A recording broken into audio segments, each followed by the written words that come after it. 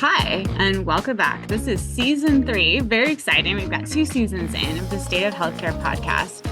This season, we're actually delving into what I consider the conditions nobody talks about. So if you haven't heard a lot of we never really researched or studied the female body, yes, we are definitely delving into that. That is a hot topic. Women's healthcare has been pushed aside for far, far too long. But we're not just going to touch on that. We haven't forgotten about the men in the world either.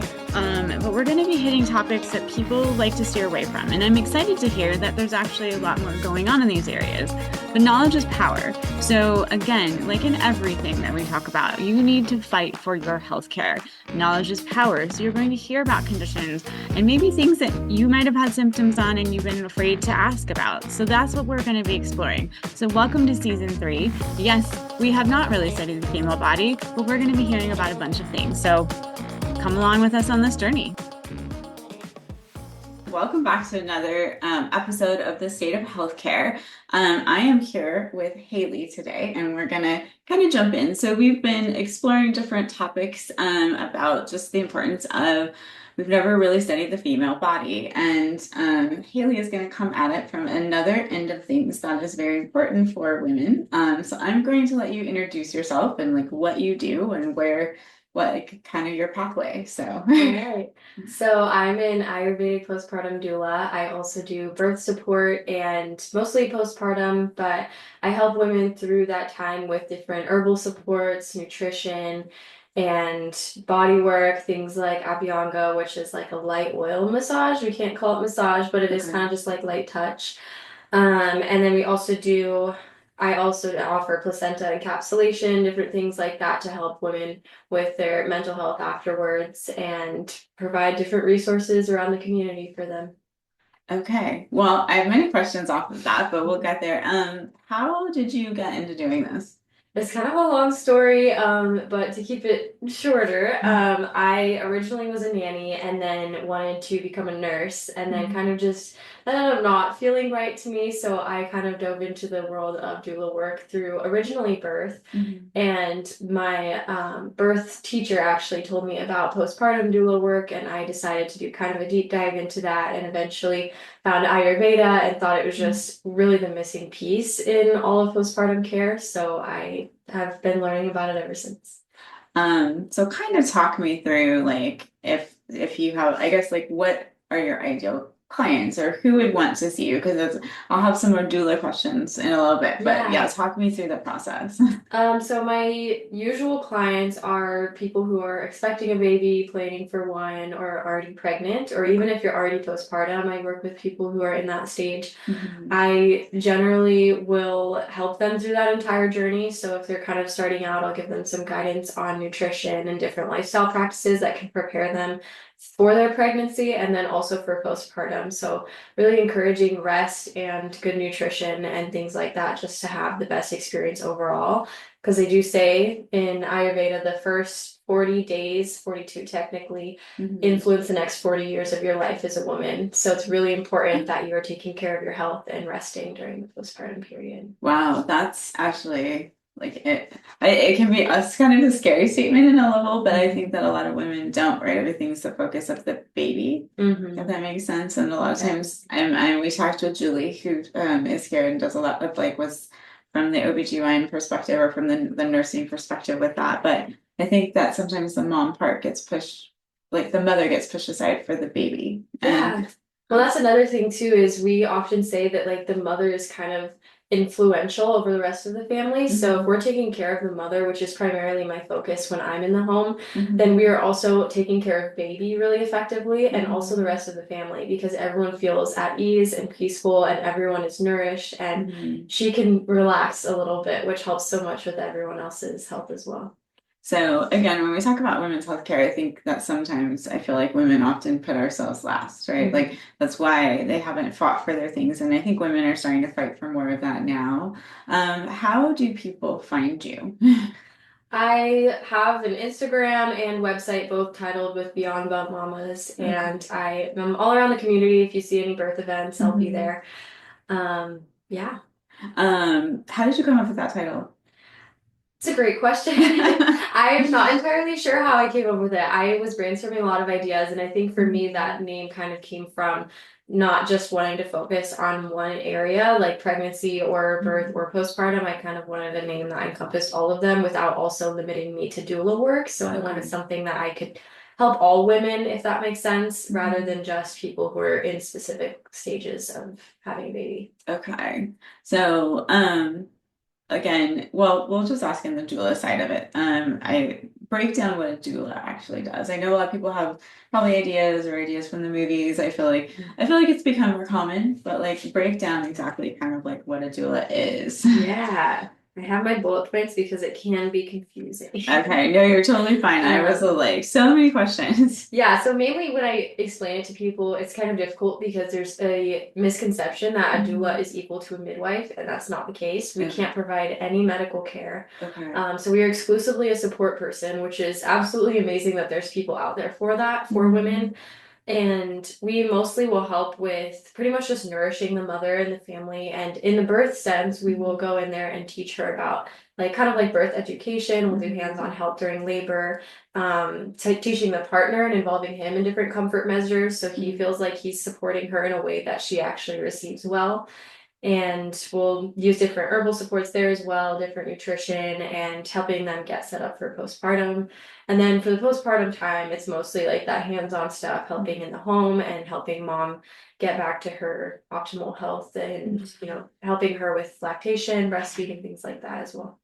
I think that's awesome because I had a lot of friends go through the process and like the breastfeeding afterwards was so frustrating and so like, and it really does take a village. And then you're home, like Julie described it as you've had a surgery, you're at home with a total care like patient yourself, and then you're still recovering. So I think that that's amazing to actually have another person, that there's a whole service for that. So that's why I wanted to bring awareness to what you provide. Yeah. Because I feel like, again, things have been growing, but sometimes I think women do feel isolated and alone.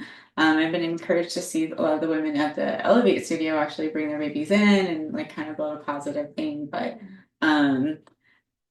back to some of the stuff you said at the beginning. What is the placenta encapsulation like? Yeah. So some people are a little weirded out by all of that stuff, but it's hard because it's something you can't technically research because you can't have the presence and the absence of it in each postpartum experience. So there's no way to exactly know. But a lot of women say that it helps them feel a lot of like reduced symptoms and mental health concerns and like from pregnancy to pregnancy for them. And they say that it can help with like physical recovery. They'll even save placenta capsules occasionally for young women when they first get their period, and they take it and it helps them with their side effects and things like that. So that is a good way to test it, but it has very mixed research. So I always expect parents to do their own research before they ask me to encapsulate it, and I'll kind of talk with them about it to make sure it's something they're interested in.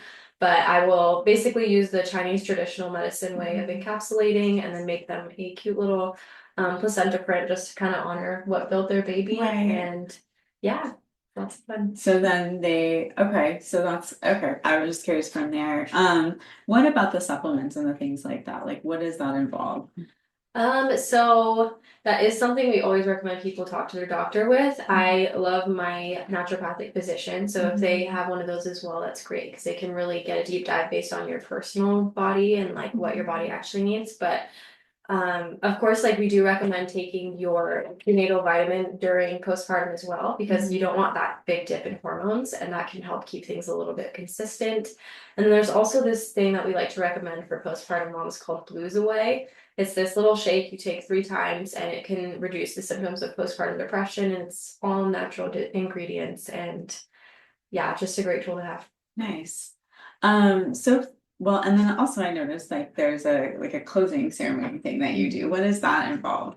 Yeah, so it involves, it's also kind of one of those things that's hard to explain, but when you're in the moment, you're like, oh yeah, I understand now. Okay. But it's sort of like a ceremony we do for mothers after they have their baby. I usually wait till around 6 weeks. They get through that initial like postpartum window. They're still postpartum, but we just count that as like the initial postpartum window.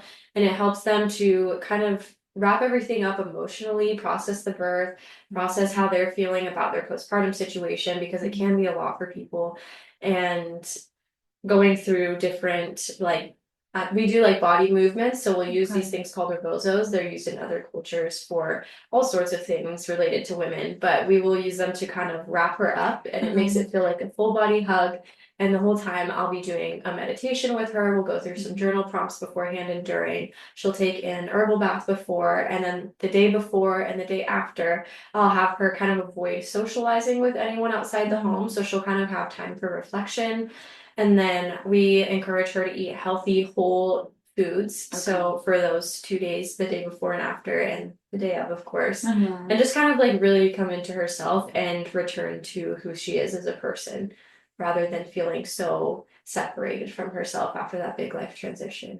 I think that's amazing that that's something offered. It also kind of feels like it channels other cultures. I feel like, and again, I'm not just bashing. I do live here in this country for a reason, but other cultures I think definitely honor more around like the birth process and They the things do. like that. Yeah, a lot of what I do is influenced completely by other cultures. So I do try to be very respectful of that, because it is all really important to our health to have those tools. Uh-huh. And in other countries, they will have a village of family members and friends that they live around. And in our country, we don't necessarily have that usually. So women are kind of left on their own. But in an ideal world, my job would not be necessary, and we would have plenty of Our own support natural people. village. Yeah, but it's like it's hard too, because a lot of us are so busy that we don't have time to build our villages. And so I encourage moms to do that as well. Before they have their baby, just kind of help other moms out and meet other people and build your village beforehand, so you do have people that you can rely on as well. And that's perfect. It's a little bit what I talked earlier with, again, I keep referencing Julie, but that Yeah. was the other episode on focus on pregnancy, was that joining like prenatal yoga, joining these things so that when you are done, or you also have a group to check in with, right? Or building your, like, there's lots of mom groups out there. I think it's just finding the ones that fit for you and having that there. So in an ideal world, I guess you wouldn't have a job, but it is an important service that you provide. I saw that you also do photography. You know, is that mostly around this or just in general? Yeah, it's kind of like a fun thing for me. My family growing up, my mom was a photographer, so I learned from her. But I do involve that with my family, and we do with families I work with. I do maternity photos, newborn photos, birth photos, and occasionally I'll do other things, but I mainly focus it on the clients I already have and working with. And I will put I know we asked your information earlier, we'll put that with the podcast so that people can find you, because I do see your fun videos of like, you know, wrapping and these different types of things. So follow her for some good tips, especially going through the process. I'm assuming that your services are not something covered by insurance, or are they? So they can be covered by insurance. You know how insurance is pretty complicated, but there is an insurance called Carrot that I'm fully covered by, and then I'm working on getting covered by Access. And perfect. Besides that, I can also, like, if your insurance does for some reason cover this, I can write you information that you need to send to your insurance to get it reimbursed, but not always will that work out. And then I also have this really cool thing that I just started, is I partnered with a company called Be Her Village, and what they do is they're kind of like a baby registry, but for postpartum support. So they have everything like photography, postpartum support, doulas, and like all sorts of things you could need. So I always recommend people put that on their baby registry, because you really need that postpartum and focus on yourself, not just the baby things. But that's another way to pay for it if that is a concern. And then that was called what again? Be Her Village. Be Her Village. Okay, so it's something you could put out there as part of your registry, and people could donate to it, and then it could help pay for your aftercare. Yeah. And it can pay for so much else too. It's a great resource. Okay. So it's complicated, but people could come to you with their insurance. So kind of like for me, I'm cash pay, but if people want to send stuff to their insurance, I'll provide them a super bill and let them do that battle, because I don't like to, but yeah, it's tough. So I do understand the complicated world. So I guess for me, my question is, since the season is, I mean, obviously you're dealing with women's health, but what are some of the things that you see, or like for women, or like, I guess, advice for women or things like that as they're beginning the journey, as they're going through, or like things you wish you could tell the moms? Yeah, I think the thing that's most hard for me to see is that every woman pretty much that I've interacted with up until this point struggles to rest. And we all, like, including myself, we all have Mhm. this need to just keep moving and keep doing Mhm. things and helping everyone in the home while working a job. And Mhm. it's too much for one person. And then when you involve having a new baby with that, or like starting that journey in any sense, it's kind of overwhelming. And so it makes sense why people are having mental health concerns and getting really overwhelmed in that time. So that's like I said earlier, my biggest thing is just telling people, teach yourself how to rest and teach yourself how to relax early on so that you know how to come back to that later. So I love things like yoga and breath work. Like if you can get involved in that before pregnancy, that's wonderful. And then continue it years down the road. No, that's perfect. Actually, I think the hardest part is we have a lot of guilt, right, with resting. I run into that a lot with my clients, just with like them not, they're like, but I don't want to lose my training goals and I don't want to lose this and I have to keep going. And I'm like, the more you push, the more injured you're going to be. And then you're going to have to take a longer break. Yeah. And so it's better if you build in those rest days or listen to your body, right? We just really don't listen. What body keeps telling us, and then finally it's like, I told you, you know? Yeah, I definitely agree with that. Like people who don't take that rest, you can just see like struggling with so many things like down the line. And our bodies as women are very cyclical as well. So like as we move through these life phases, our bodies are bringing up things that we did in the past. So we need to make sure that we're kind of just following consistently like a routine of work and having fun, but also resting and learning to just accept that, because it is hard. We do feel guilty for it, but it's crucial to being able to have that long-term efficiency with life. So I'm curious on that. So I mean, I definitely, women are basically built around like hormonal cycles and things can mess all that stuff up. Explain like the stuff from the past. yeah, so like I said, like the first 40 days influencing the next 40 years. Yeah. So your hormones during that time will influence kind of like your hormones going forward, if that makes sense. So your entire lifestyle then will have an impact on not only like that aspect, but it impacts your habits as well. And during a challenging time like that, if you're able to do something like rest and take care of yourself, you'll kind of have that routine of like, oh, I'm able to rest and take care of myself when I need it. And so yeah, just like really important to keep that stability going through life. And same with like a woman's menstrual cycle. Like when you're bleeding, it's really important to rest then, because later in your cycle, how you acted during that time will influence your energy levels, your mood, things like that later on in the cycle. So it's kind of the same concept. You just have to stay consistent and take rest when your body wants it. And again, I think we fight our bodies a lot, but I think sometimes we don't realize that if we honored our bodies, we would actually be more successful, or I guess more like trying to think of optimal. Yeah, you can get so much more done when you're following your body's desire. Right, to of like what it's telling rest, go and slow down, just knowing when and when to do that and tuning into yourself makes a huge difference. I know you said you can't call it massage, but what was the oils and the things like that? What is that involved? Yeah, so it's called Abhyanga, and what we'll do is just it involves a lot more oil than you would think, like nearly a full 8-ounce bottle of oil per session. Yeah, so I'll use sesame oil or infused sesame oil. You can use a variety of other oils, but those are very nourishing to the body, especially postpartum, and it helps get the herbs deep into your like skin, if that makes sense. Like it just helps you feel very rejuvenated. And the herbs that we use are targeted towards postpartum imbalances, so they're very helpful in helping you feel much more grounded during a time that's very moving around and changing. So yeah, what we'll do is just kind of start from the scalp and then we go to the toes with different techniques, but it's just light touch. It's really just kind of helping you feel nourished, because when people are like focusing on you in that way, it does make you feel very like nurtured and cared for and safe and at home. So that's the ultimate goal. Now, do you do that during the pregnancy or after the pregnancy or all of the above, or? We do it during postpartum only. We have to be very careful with what we're doing during pregnancy because a lot of it can trigger labor, including herbs. So we're very limiting on what we use during pregnancy without doctor clearance. But postpartum is a little bit different. There's no baby in there we have to be worried about. So perfect.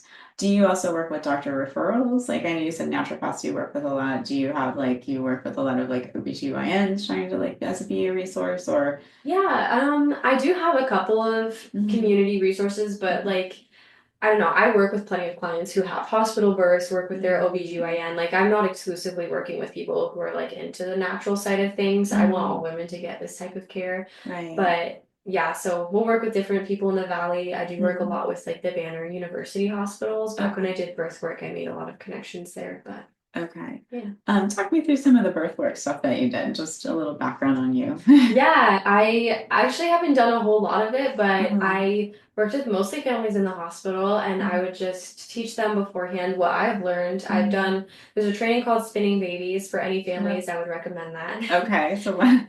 It kind of teaches you what to do in different parts of labor to keep it moving, which we're not necessarily worried about rushing anything, but we do want to keep things progressing at a rate if we can. It's okay if it doesn't. Most of the time when we do have a labor stall, it's because of a mental thing and we need to learn to like relax and be in a safe environment, which can be really hard if someone's going through something tough. But yeah, so spinning babies is great and I'll have you break down what that means too. yeah, I will. It is a whole thing, but yeah, so I pretty much just support people through birth. A lot of it's like hands-on. I'll like press their back in certain points or help them get into certain labor positions and kind of just see where they're at in labor and thinking like, hey, this might be like stalled here or you might be having an issue here, so let's get into this position, things like that. And then just kind of like guidance during pushing and then immediate postpartum, I'll help the baby latch before I go and make sure mom gets a meal. Okay. All right. So what is a spinning baby? Yeah, Spinning Babies it's actually a company. So if you can search it up and they have different like toolkits you can use kind of. We use the Miles Circuit, which this is a ton of names that no one will probably know unless they're in that world right now. But they're just different series of movements that help bring baby down into like where we need baby to be. So you can do some of them in pregnancy, which will help get baby in the optimal position, which is great if you have a breech baby or sunny side up. So yeah, and then if that happens during labor as well, we do the same movements. So there's different ones like forward leaning inversion, so the mom will kind of like be on her knees on a chair or something, and then she'll lean forward, so kind of be upside down, if that makes sense. Don't do it without seeing the picture and everything. We got to be careful and always have someone supporting you. But and then we have one that's called jiggling, like just like lightly moving the skin. It just stimulates different nerves in the body and gets things going, things like that. There's so many of them, but it's a wonderful resource. Okay, so don't just try to spin your baby without guidance. Don't just Google and like do the things. Obviously, I recommend seeing someone or things like that. You can just go to their website. They have videos, but just don't try it based off what I'm saying. Just said right now. We're just claiming we want nothing off of that. But I was like, what? Yeah, it's really cool. I guess what I've been trying to ask some practitioners is in the healthcare world that we're in right now, or just even like I guess society, what is something you would like to see? Like what type of resources or what would make your job easier? Again, we already talked to in an ideal world you wouldn't have a job, but we're glad that you do. But what would you want to see for women and moms and things like that? I'd like to see a lot of other cultures being woven into our society, if that makes sense. Like they have so many wonderful resources and natural healing methods that work so well. And I think in our American culture, they're just not really looked at as like a natural part of life. They're more looked at as something kind of weird and taboo, if that makes sense. I just think like some basic things like nutritional principles and like eating whole foods and eating foods that support your hormones during different times in your life and things like that would make such a huge difference in women's health, including like we said, the resting at certain points. So like as you can tell, I'm a very huge advocate of cyclical living. So like just living according to what your body needs at a given time. But just taking care of your body and that's it. Now, I assume usually if most people hire you, they're going to be receptive to the things. But do you ever have clients that are like, no, I'm not going to do this? Or is it, like the... Yeah. So, I mean, as you hear me talking right now, you probably think I'm like super, I don't know, like pushing it on people. I don't know like if that's the right word, but like I don't necessarily like I advertise all of this, but I don't necessarily say I won't take you as a client if you don't do these things. So I know how hard it is to live a life that aligns with these type of practices. So I say I'll meet you where you're at and let's see what you're able to do, and then the rest will it's okay if we don't do it. To be honest, you didn't sound pushy. You just felt supportive. So yeah, that's the goal. But like Yeah, my main goal is just giving them what they can receive. And I'm out if they want to learn more, they want to do everything, I'm willing to help them make that happen because it is really challenging to do on your own. And but the thing is too, like with all the Ayurveda stuff for postpartum, it's actually very important that you kind of follow it to a T, which a lot of parents aren't able to do. So I say we'll take what we can get. But if you can follow it exactly according to their protocols, it will change your life pretty much. Explain what Ayurveda is. Yeah, it means basically life science. It originated in, I believe actually originated in Egypt, but they use it in India primarily now. And it's just basically a way of living for them where it involves like all the stuff I've been talking about. Basically, it's just really body nourishing and focusing on the whole person. Yeah, but it tends to work for most people. It's wonderful for all sorts of other life situations. It's not just pregnancy and birth. It's a way of living and a way of health. Do women touch base later, like after maybe a second baby, or do they come back like maybe do they want like a maintenance appointment or things like that? Is that something that's also offered or? Yeah, I mean, in a way, I often will have parents reach out and just say like, "Hey, I'm struggling with this issue. What can I do?" And I'll just give them a quick call and see what I can help with. But things like that too, a lot of times with breastfeeding, if they are continuing that long term, they'll notice kind of ebbs and flows with that and kind of ask questions about that. Also with sleep, I do have a lot of experience with overnights and sleep consulting. So I do help parents if they are having like mild sleep issues that I can just help with a quick phone call. I'll let them know. But so even as the baby's getting older, because I know then there's those changes with that. So they could call, especially with you want rest, right? So yeah, that's the main reason why I got into sleep consulting. I know a lot of people in the holistic world are kind of against that, which I don't do like any of the rough methods or anything, but I think that as like for mothers, sleep is like really important for your mental health, your physical health, and it's like kind of should be a number one priority. Right. So if they're not getting enough sleep, that needs to be fixed. And so I help them find gentle ways to make that happen. And again, same rule, if they're not rested and being able to do things, you can't also take care of that baby either. So it's kind of this whole thing with that. I wanted to touch base with what you were saying with the clients. Like I sometimes worry even for physical therapy that people are afraid to see me like out of the guilt, like I haven't done those exercises she sent me. And I always tell them, don't let like coming in just to like even just be worked on. Like let's just chat or let's just see what don't let that get in the way. Like the guilt of the things get in the way. Like if you can't 100% follow a program, don't let it get in the way of actually just taking care of yourself. I'd rather see you and then we can do stuff together or we can figure out a plan than I would because you don't come back until you're 100% because then nothing personal. Most people, I'll never see you. Yeah. So I'm like, I understand. I have my own goals of things I try to do every day, and I know that it's also maybe not achievable. And I'm a human, and I'm doing the best I can in life. So I like that you are like, I'm not pushy on people, and it's a support, right? It should be something they're excited to see, that they're grateful to have, and they're just trying to like figure out their lives. So yeah, it didn't come across as pushy. It was like a support system. Yeah, totally. I do see that though, where people are like, I don't know, they have a hard time with doing any of the stuff when I'm not there, which is why I'm like, great, I'm glad I'm here. So now we can do your belly binding, we can do your nutritional meals, we can do your herbal bath. So it's a lot of moms don't do it when I'm gone, even though I give them the tools to. And I understand because life is rough. Even when you don't have a newborn baby, it's busy. So take what we can get. The sleep part, do you do a lot of that in your practice in general? Or is that just part of a It's kind of sprinkled in there. It's a newer thing I recently been working on certification for, but I've done a lot of overnight work and would see kind of consistent patterns with families where they were just struggling to get sleep, so they'd hire a ton of support. And then like it kind of have to be a permanent thing because their babies weren't sleeping without like when mom was on her own. So I looked into that because pretty much like I think probably like 80% of my families were having sleep issues at some point or another.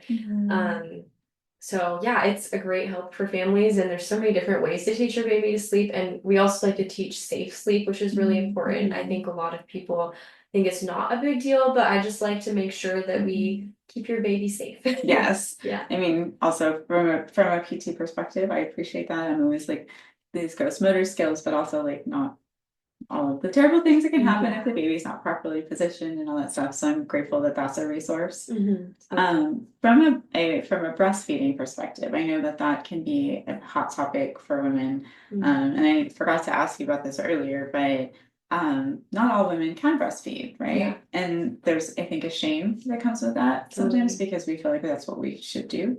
Mhm. How, like, what kind of is your role in that, or like, what kind of stuff do you offer through there, or is that something you're like send someone off, or I guess let's go into breastfeeding just a little Yeah. bit. Yeah, so it is a huge topic. Mhm. Families that are struggling with it, like they may be producing a little bit of milk, or they really want to Mhm. try to. I will help them the best I can to find Mhm. different ways. Like I have all sorts of strategies we'll use to try to increase that milk supply with Mhm. different herbs, different foods, different massage techniques, and different ways of like skin to skin with baby is really important for Mhm. breast milk production. So if you keep the baby on the breast pretty much all day for a day or two, like it will Mhm. make a huge difference. But if for some reason we tried all of this and it's Mhm. not working, we do have plenty of options.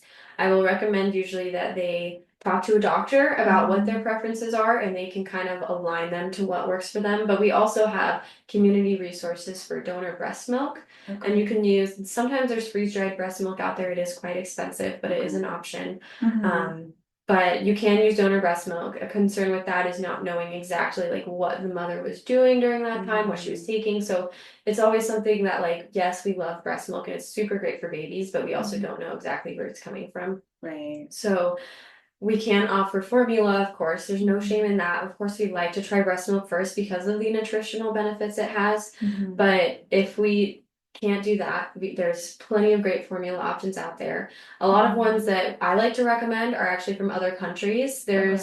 They're much more clear in their labeling about what what's Uh-huh. in there, and there's a Dutch one that's Mhm. very close to actual breast milk. It's as Okay. close as we can get. So we Uh-huh. try to recommend things like that first. What about for like the latching issues or like the baby's not sucking or things like that? What happens in those cases? Every situation is different with those, so it Okay. really is kind of a case by case basis. Mhm. I've seen things like in the early days where baby actually wasn't eating enough, so they're too sleepy to eat. So that's something to look out for in those that first day or two. Just Okay. if your baby seems really sleepy, just drop colostrum into their mouth so they're at least getting something. And sometimes Mhm. they'll like perk up after a few minutes and be Mhm. ready to eat. What is it that you want to put in their mouth? Colostrum. It's so Okay. when you first have your baby, your body Uh-huh. will produce colostrum. It's a very concentrated and nutrient dense milk that Okay. comes out of your breast. It's kind of a golden color. They call Mhm. it liquid gold. A lot Okay. of people will save some before they have their baby during pregnancy Mhm. because you can hand express after 38 weeks. Okay. And then you can use that for all sorts of things in the future, like if you had any skin issues or like Mhm. eye Oh. infection. So we'll save that in our freezer forever if you don't use it with Oh your wow. baby. Okay. So there's lots of things that you can like kind of save and use. Mhm. Okay. So Yeah, this, breast milk, even regular breast milk can be uh, used for all of those things. So it's a right. great tool. Okay. I love that you have all these tidbits and these things that like, that's why I'm like, work with her. She's got all these fun things. Couple of classical few questions.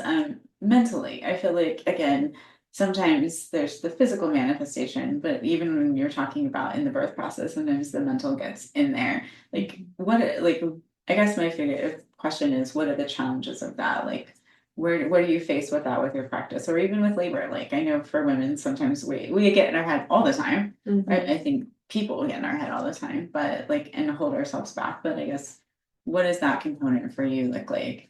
Yeah, with labor, your mental state is pretty much the biggest concern we have. So we'll Mhm. spend a lot of time beforehand practicing going into kind of like a meditative state or finding places in your home that Mhm. make you feel that relaxation because you have to feel, our bodies naturally have to feel safe and have to Mhm. feel like secure and okay to have a baby. So you will Uh-huh. have, I've seen so many people have long labor stalls because they just aren't feeling safe in their environment or they're not feeling relaxed, and that can be because of a partner that's stressing them out or they don't have a good relationship with. It can be when we go from home to the hospital because it's a new bright unfamiliar environment.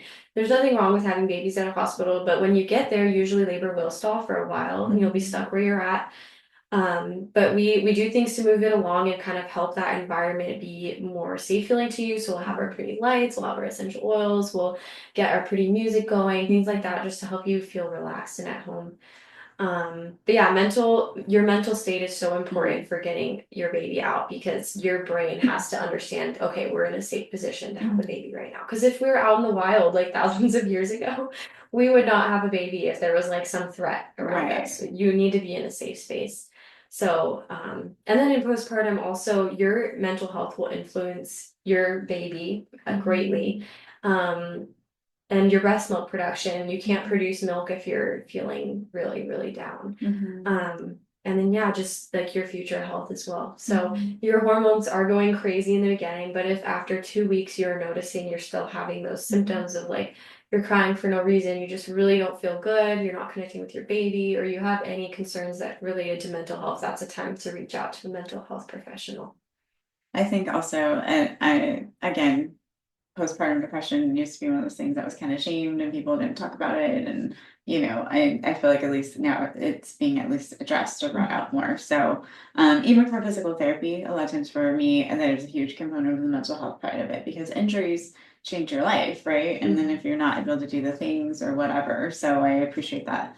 Like, I was just thinking when you were talking about feeling safe to be able to have a baby, like if you were being chased by maybe a dinosaur or whatever, you're not going to be like, this is my moment. Yeah, right. So, I mean, I'm sure if your body was really desperate to get a baby out, maybe. But yeah, you definitely need to be in a place where you can take the time you need and to do that. Yeah.